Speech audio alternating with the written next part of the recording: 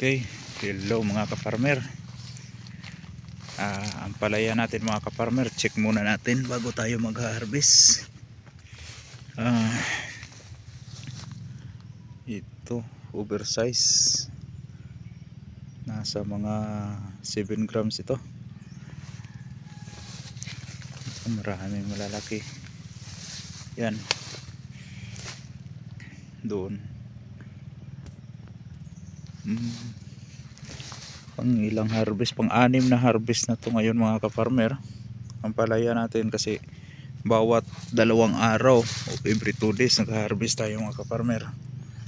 Yun, kaya nakaraming harvest na tayo.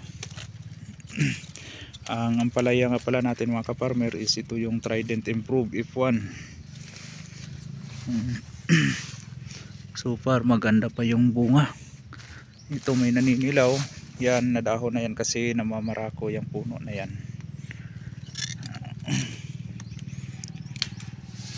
May ilang namamarako.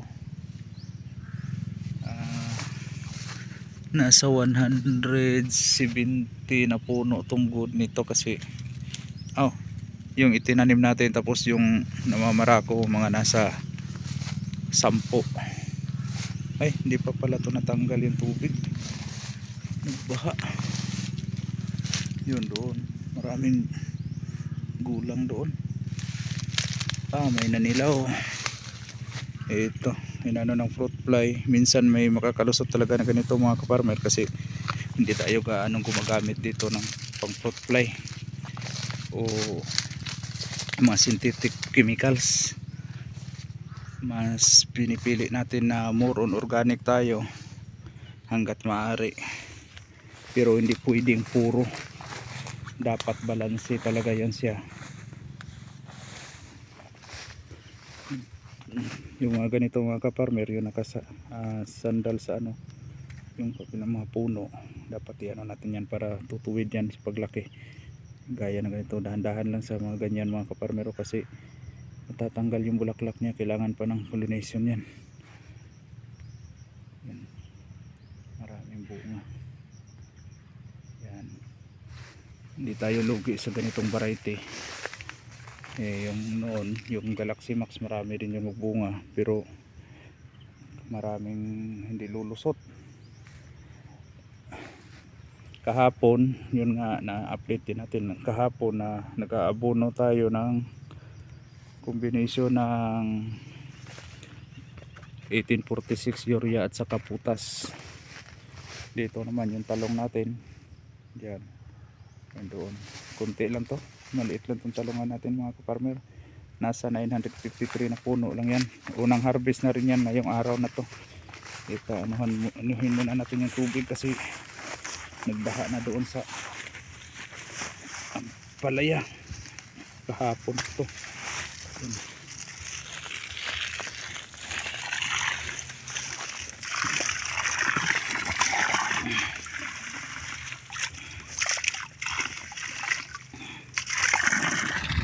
Yan dito. Ito mga ito pwede na. Mahaba masyado. Nasa mga 18 inches. Yan. Ito bata pa. Ito mga malalaki. Ang palaya. Doon, marami din doon. Dito tayo sa gitna. Puntahan natin sa gitna. Yung iba, mga bakante, wala pang bunga kasi hindi pa gaano na abot ng mga talbos.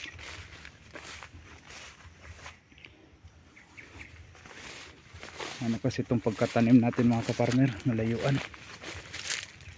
Ito bumababa na dito kasi puno sa bunga. Daming bunga na yan, nasa matray pa.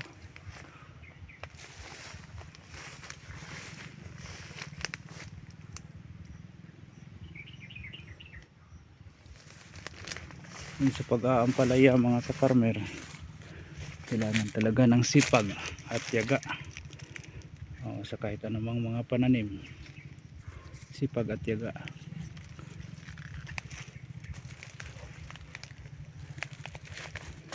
Yan na natin itong mga nakasandal. nagsasablay. Yan.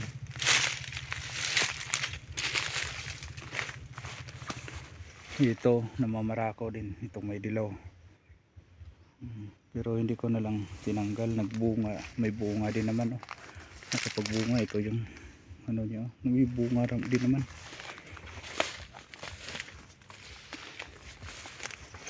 Yung iba nito kailangan na ng tukod kasi bumababa na.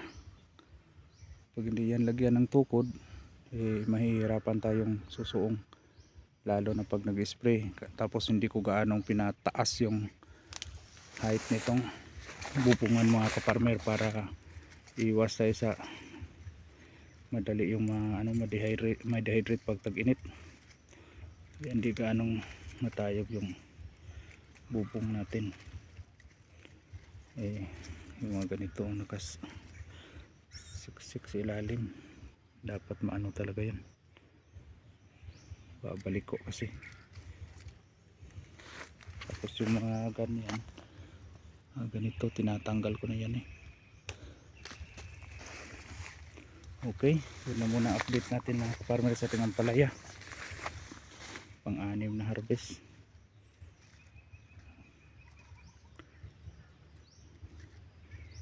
Okay, hanggang sa susunod, laging tatandaan, magsasakang may alam, maginhawang buhay, ngunit huwag lang pagmayabang sapagkat Diyos ang nagbigay. Maraming salamat mga kafarmer, bye bye.